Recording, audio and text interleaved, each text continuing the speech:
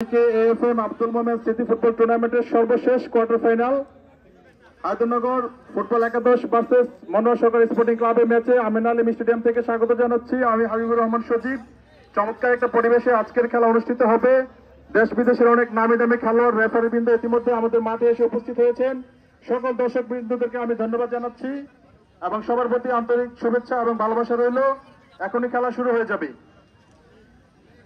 খুবই ভালো টিম গঠন করেছে মনোহর সরকার স্পোর্টিং ক্লাব, অনন্তপুর, হোমনাথ ইতিহাসের এবং হায়দ্রাবাদ ফুটবল একাদশ বাঞ্ছারামপুর ব্রাহ্মণবাড়িয়া। চমৎকার খেলোয়াড় এসছেন। আজকে দারুণ একটি ম্যাচ হবে।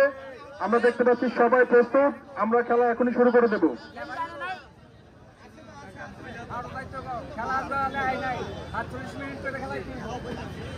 দর্শক এবং খেলোয়াড় বৃন্দদের উদ্দেশ্যে বলছি, আমরা কেউ কোনোরূপ বিশৃঙ্খলা সৃষ্টি করবেন না।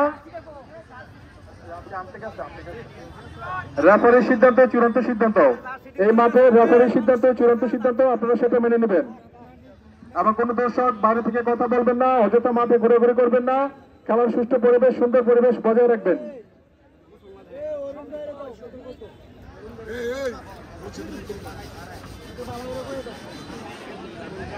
আচ্ছা, এই মুহূর্তে আমাদের আজকের খেলা সম্পর্কে কিছু বলবেন আয়োজক কমিটির সহ সভাপতি অরুণ সরকার।